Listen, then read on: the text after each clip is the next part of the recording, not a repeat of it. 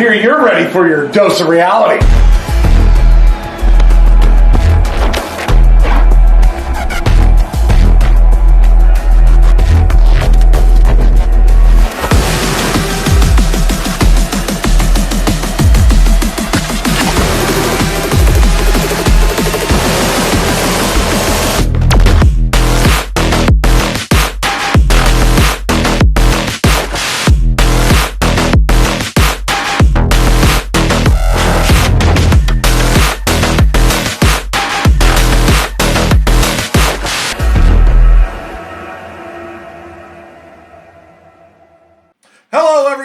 Welcome back to another great episode of the Dr. Quack Podcast. I'm Dr. Quack. And I'm the important one, Mr. Mayhem. It's 1985. We've just had WrestleMania some 6 months ago, something along those lines. It's now time for the first ever true official 100% pay-per-view of the World Wrestling Federation. That's right, it's not WrestleMania 2, it's this. The WrestleMania Wrestling Classic. Yes, this was all about the Rolls Royce, the 16-man tournament. That it was. This was, like I said, this is the WrestleMania 1 had closed circuit and pay-per-view. This is the first true pay-per-view. This is also the first WWF tournament ever in their history as World Wrestling Federation. Yeah, I think they were trying to figure out the bugs here because by the time you got to WrestleMania 3, it was pretty much all figured out. WrestleMania 2 was okay, but this one here was good. Yeah, and this one actually, for what it was, it tried to blend the old Worldwide Wrestling Federation in with the new World Wrestling Federation. So you saw some older stars here, but mostly the younger guys, the people who just got brought in, were the ones that were featured on this show. And I'm glad I watched it. I'm glad I saw it back many, many years ago when I first saw it. Through the clear eyes of being a pro wrestler, it's not as good as I remember it, but it was still good. It was still worth watching. Yeah, let's get down to it here because we were at the Rosemount Horizon here in Illinois. A place they go all the time. They went there for WrestleMania 2, the Rosemont Horizon, Chicago, Illinois. Yeah. And we had presenters. We had Vince McMahon, Lord Alfred Hayes, and I'm going to butcher this one, Susan Waitkis. That's actually how you say her name. Vince and Lord Alfred Hayes and Susan Waitkis, they were back at a board where they would move pictures for people as they moved on in the tournament. They had Lord Alfred Hayes, who, this is the worst version of Lord Alfred. He was actually lecherous, and he hit all over Susan Waitkis. It took a long time to find out who Susan Waitkis is, but she was a weather girl for one of the stations in Chicago. I don't know why she was brought in. I guess she was a wrestling fan, but that's all she ever had, and that's her only time in pro wrestling. Yeah. Moving along here, commentators, we had Jesse the Body and Gorilla Monsoon. They were just starting out together. Even this, they were still great. You can't touch them. Except for King and JR, nobody's better. And I would say even this version of Gorilla and Jesse were probably better. Yeah. Ring announcer, we had Howard Finkel. The great Howard Finkel. Can't say anything bad about that. And don't forget, we had the WWF President Jack Tunney. We actually had a couple of other WWF higher-ups that we'll get to when we get to that point. And we had Mean Gene Okerlund doing his good stuff backstage. He had just come over. This is his first really big thing of doing anything after coming over from the AWA. Yeah. So moving along here, match 1 here, we had Adrian Adonis with Jimmy Hart taking on Corporal Kirshner. Alrighty, so this was a first-round tournament. So a first round where each of them were only 10 minutes long. Luckily, they had no Broadways here. None. So that was a good thing. But Adrian Adonis, you'll hear Jesse Ventura talking about teaming with his partner, Adrian Adonis. They were a tag team called the East-West Connection. It didn't do so well. Jesse's not a great worker. Adrian Adonis actually was a really good worker, but at this point, he was starting to suffer weight problems. He went on to team with a guy named Dick Murdoch and competed in WrestleMania 2 as a tag team champion. So he had his time in the WWF as a tag team champion, and then his weight really went out of control. He dyed his hair blonde and became adorable Adrian Adonis in the flower shop. taking on Corporal Kirshner, who had just come in. He was a big star in Japan as Leatherface. Yay. Corporal Kirshner wasn't a great worker. They're both deceased now. I don't want to really dig anything more into these guys. It set the table just barely. It was a kid's table. It was set appropriately, 1 3/4 stars. Adrian Adonis did go over. Yeah, I mean, I went 2 stars with it. I thought it was solid for an opening at this time. I mean, today's wrestling, this would have not worked well, but for at its time it came up, 2 stars. Yeah, at this time, the term kayfabe word of the day, the curtain jerker. The curtain jerker was usually the bottom rung guy, the guy that they still figured people were not in their seat, so they'd send someone out there. If no one caught it, they didn't care if they missed it. Nowadays, that's a different term, but in the 80s, the curtain jerker of the first match usually was not a good match because they figured people were still at the concession stands. So kayfabe word of the day, the curtain jerker. Yeah, now let's move on here to the Dynamite Kid taking on Nikolai Volkov. Yeah, Dynamite Kid had just come in about 6-8 months before with his tag team partner, Davey Boy Smith, as the British Bulldogs, taking on an established name, Nikolai Volkov. And we've already talked about this longer than this match lasted. It lasted all of 9 seconds. Nikolai Volkov did his usual singing in the national anthem. He's upset and complaining because people were booing him. He turned around, ate a flying dropkick off the top rope, and that was the end of the match. There, we've talked about everything in this match. I gave it 2 stars. At least the crowd liked it. Yeah, I went 2 stars too. I mean, he got caught napping. I thought it was very smart of Dynamite Kid to come out there and do that. Yeah. It was a solid match. Like a lot of these, they were very quick. I don't think anything went over 10 minutes. Nope, the longest match, according to Wikipedia, was 7 minutes in the first round. Yeah, I mean, a lot of these were very short here. Moving along here, Randy Macho Man Savage taking on Ivan Putski. Yeah, no, he had Elizabeth here. Randy Savage had only come in 3 or 4 months before this, and they had a big thing on Raw, or not on Raw, but the Saturday morning shows of all the managers were vying over who's going to get the hottest independent ticket in wrestling. Macho Man Randy Savage, Slick, and Bobby Heenan, and Lord Humperdinck, and Jimmy Hart and Freddie Blassie, and all these guys were competing, and all of a sudden, Elizabeth comes walking out of the curtain. She had never been seen before on WWF. So this has only been a couple of months. Taking on former WWF World Champion Ivan Putski. I was never a fan of Ivan Putski. I actually know the guy. I like him even less. I like his kid even less than that. So I tried to be as fair as I could. This match really, it didn't work. 1.5 stars. It didn't really work. They both tried to tell a story, and then they seemed to have gotten on other sides of the book and were trying to tell the story a different way. It didn't work. Yeah, I'm with you. 1.5. This was not a great performance by either one. But I will say my favorite part about Elizabeth getting introduced as Macho Man's manager, if you go back to that Piper's Pit, Roddy Piper looks at Cowboy Bob Orton at the time and says, "You better shave, Ace!" You know, because he's over here getting all excited because he thinks Elizabeth's coming out. Yeah.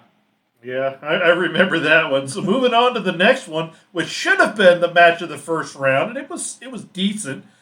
Ricky Steamboat and Davey Boy Smith. Yeah, I enjoyed the match. I mean, because it was 2 baby faces. You didn't get that very often during this time era. But, I mean, towards the end of it, he got injured. Davey Boy Smith, and you could see, like, the sympathy coming out of Ricky Steamboat. I really thought this match was a 2-star classic. I wish they would have actually continued on with this match, but, I mean, it works. Yeah, I went 1 3/4. What he's talking about, it was a planned thing, but I think it was not done properly. Now, they only had 1 referee on this whole card. They had 3 referees, but only 1 you'd recognize, and that's Dave Hebner. The other 2 were NWA referees wearing white shirts with the blue Illinois on there. There's no record of who those people are, so sorry I can't give you their names. But Davey Boy Smith went for a crossbody and crotched himself on the top rope, and it was funny hearing Gorilla say crotch. It didn't sound right, and the referee immediately called it off as he was injured. They didn't work it and sell it. It was an immediate, so it was a planned ending.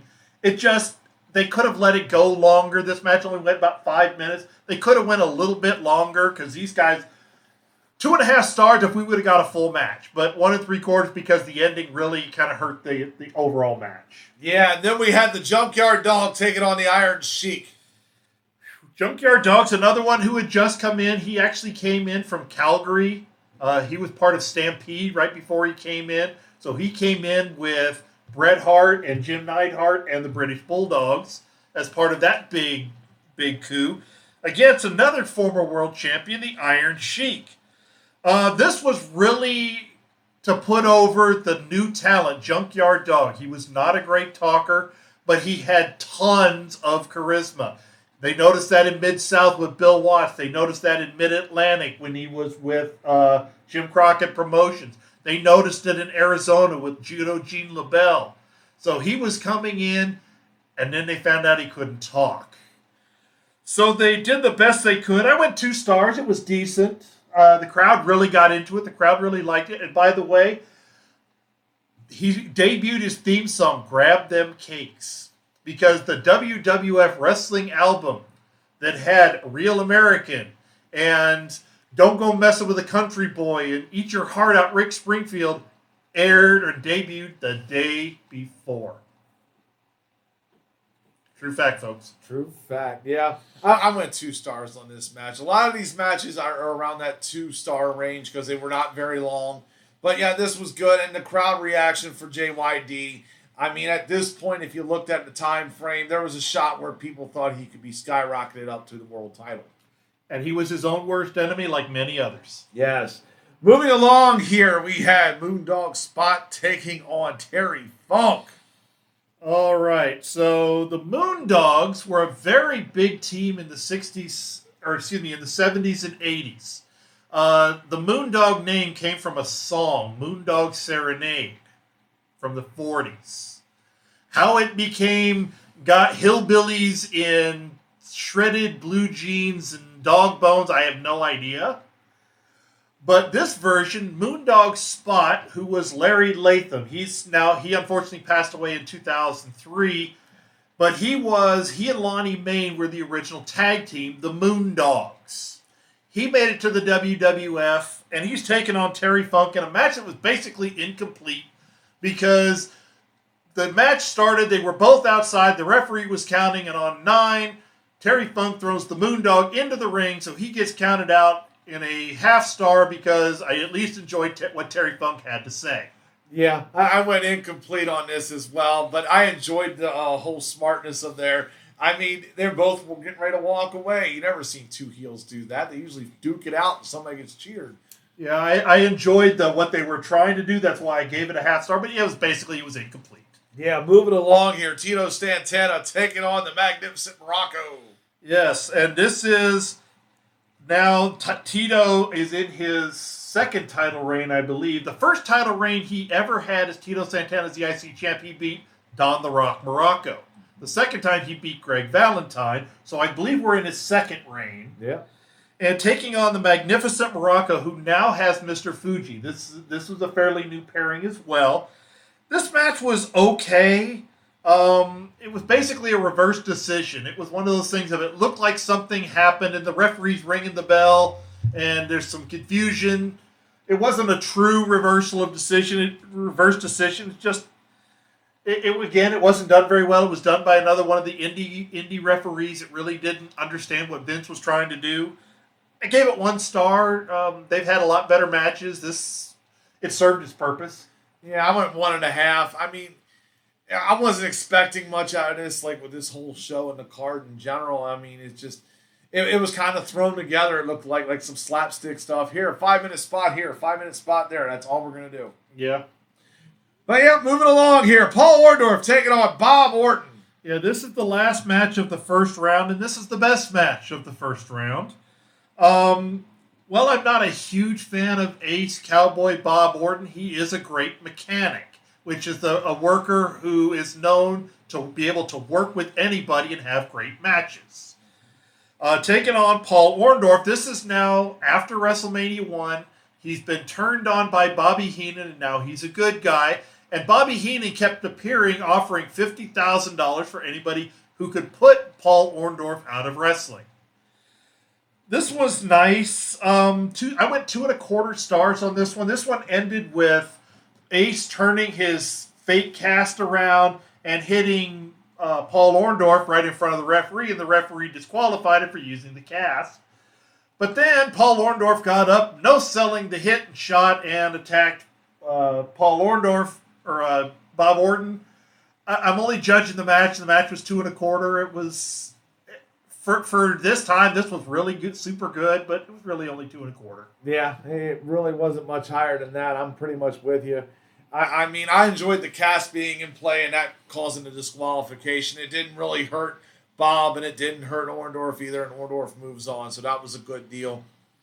Moving along, Dynamite Kid taking on Adrian Adonis. Yeah, before we get into this, where I was talking about that Lord Alfred was lecherous, because they went back to describe the second round, and Lord Alfred Hayes was sniffing her hair, and he had his arms around her. You could see the look on her face if she's trying to not sell it, but you can tell she doesn't want to be there. She wants Lord Alfred to get off of her.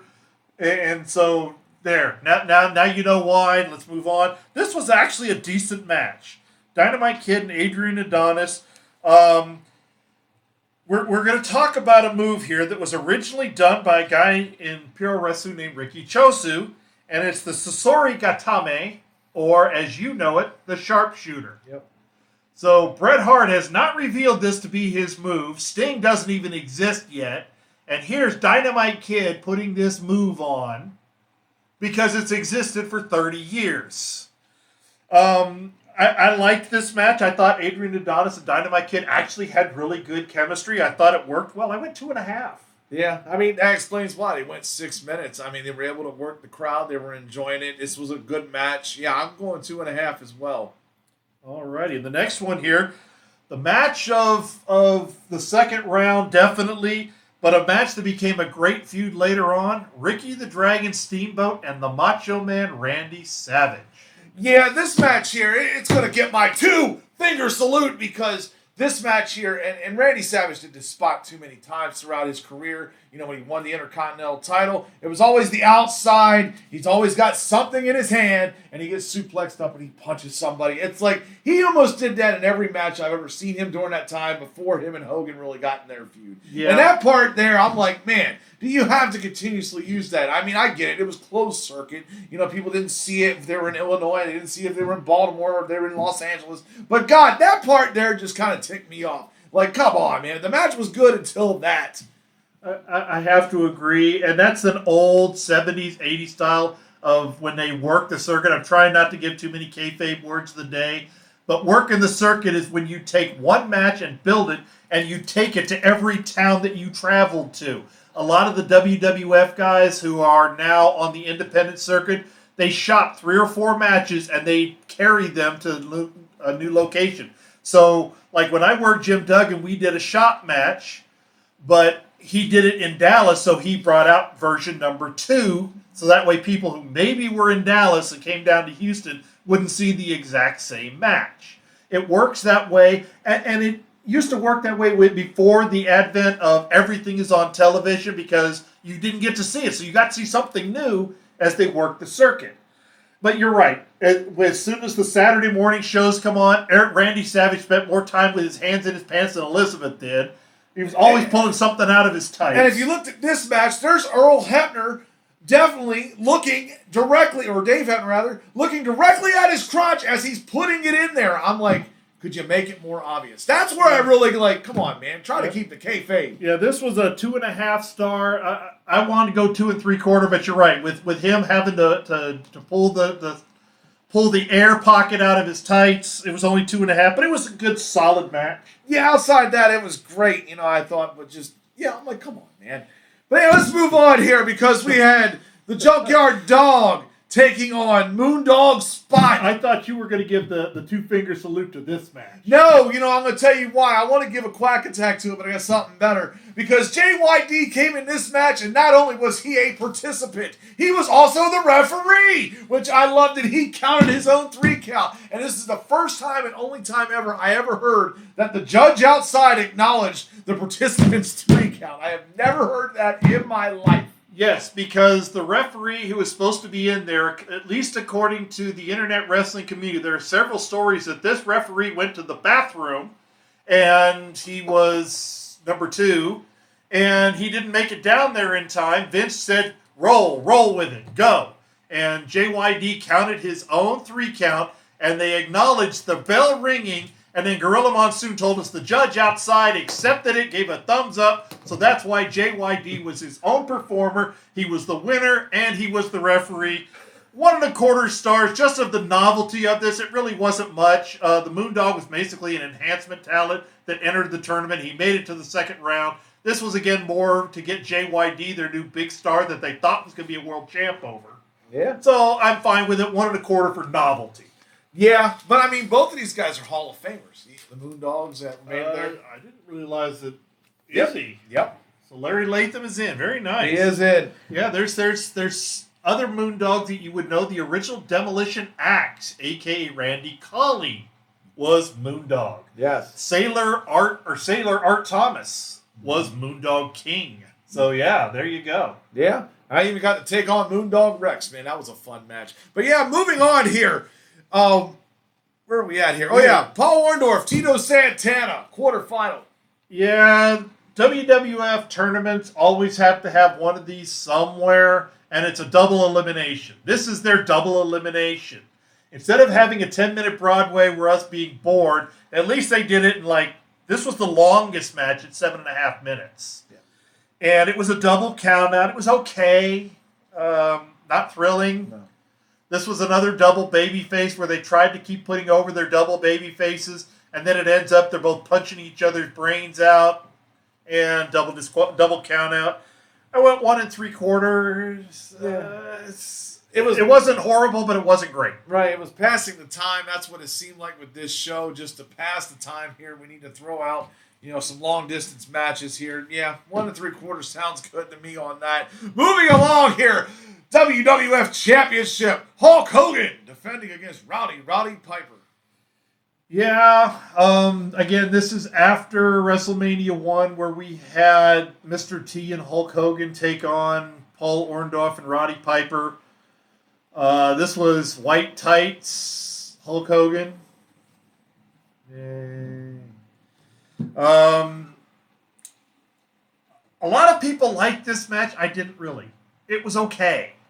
Hulk Hogan wins by DQ. I don't even remember the reason why. That's why I like this match really high. I went 3 stars on it because Piper, did the classic thing of taking Hogan and running him into the referee. I was like, it shouldn't have been a disqualification. Of course, Jesse the Body over there. That was Hogan's fault. No, he got pulled right into him, and that was beautiful. Okay, yeah, it was, I wasn't a big fan of it.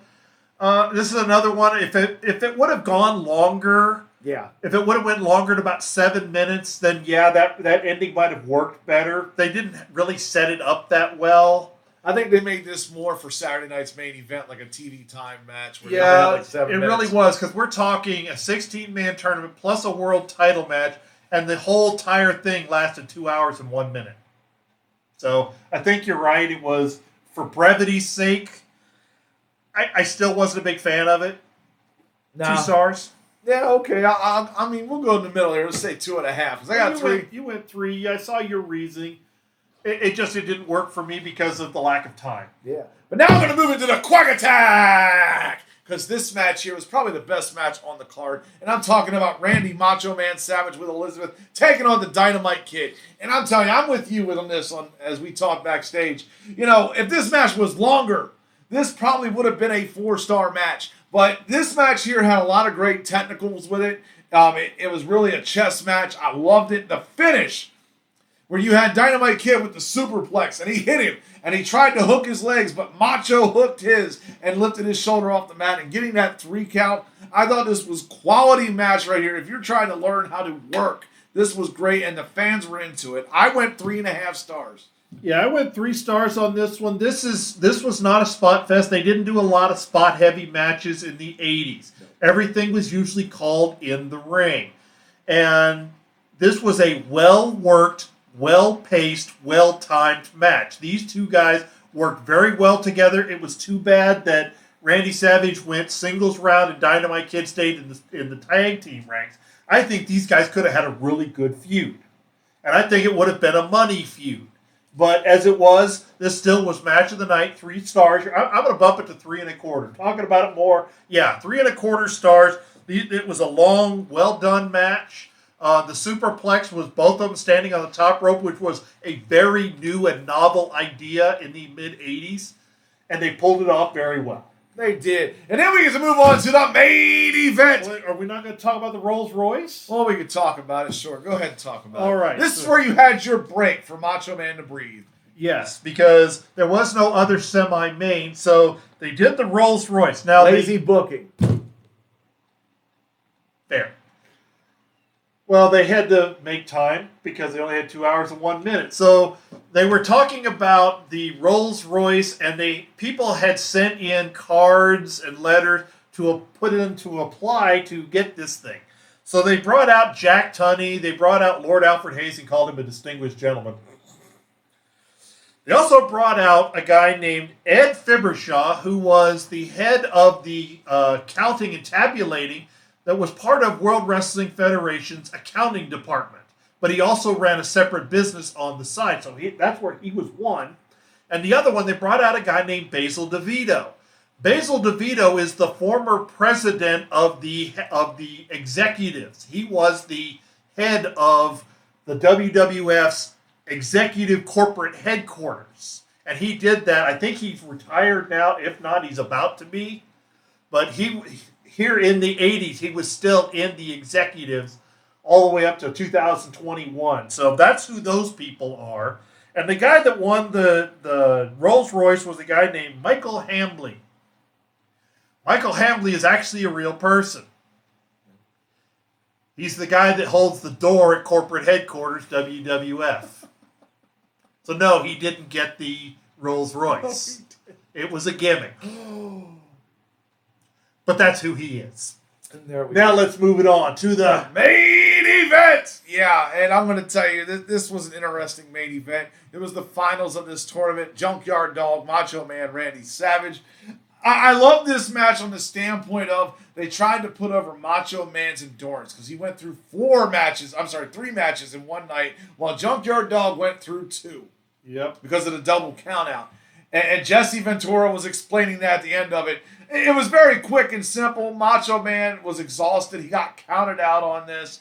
I mean, I went 3 stars, but now really looking at it, I'm kind of like 2.5 because this wasn't really a good, strong main event. You love to have that classic pinfall submission, not a count out to win a title or win a tournament. It just didn't fit. I think that kind of affected JYD as far as his push. Because he could have been pushed correctly if he had pinned the Macho Man and could have went up there towards the world title. Yeah, I went 1.5. You're right. It's a very anticlimactic win. And it did. It told the wrong story of they kept trying to put over Macho Man, his endurance, that's what they kept talking about, and then to have him lay there and get counted out. It told the wrong story at the end. It would have done a better job of even a surprise. This would have been one of the appropriate times of the double shoulder down and one person getting their shoulder up. This would have been an appropriate victory, and it would have gave JYD a little bit more to go off of. I was more entertained by Jesse Ventura getting in there yelling about how it was unfair, and he was filing a protest than I was of this match. Right, because if you follow what happened after the Wrestling Classic, he went on at WrestleMania 2 to fight Greg Valentine for the Intercontinental title and lost. And it didn't look clean at all. It didn't look beautiful. And right from then on, he was pretty much mid-card for the rest of his career. Yeah, he feuded with Terry Funk for a long time, who was always seen as a mid-carder. Harley Race at WrestleMania. Harley Race over a crown. He feuded with Haku over a crown. Right. He was never really used as the talent that he was, like down in the Mid-South and up in Calgary. He just completely got lost in the shuffle. Yep, and then Macho Man went on, Hall of Famer, multiple-time world champion. Yeah. Well, JYD made the Hall of Fame as well, but notice he didn't win any titles. Yep. And that's what happens. But that's the end of our show here. Thank you for tuning in. This is our last show of the year. We will be back here in January. We will be covering an episode from our good friend Nick. Our friend Nick likes to write in, and we're going to be talking about a special episode of one of my favorites in history. Prime time wrestling. He has a specific choice of primetime wrestling. He does. And he wants us to check this out. I have not watched it yet, so we're going to see what exactly this is about. Nick, actually, besides Nick, thank you as always. But for those of you out there who want us to review something, we have done those for our good friend Jordan Drake. We do them for Nick. Even for that curmudgeon Don from Texas. If you want to come right in and have us review something you think either we have an interesting take on it, or it's one of your favorites and you want to see if it's one of our favorites, go ahead, write in Dr. Quack Podcast, and we'll go ahead and take a look at it and see if we can review it. I want to wish you all a Merry Christmas and a Happy New Year, and we'll see you next time.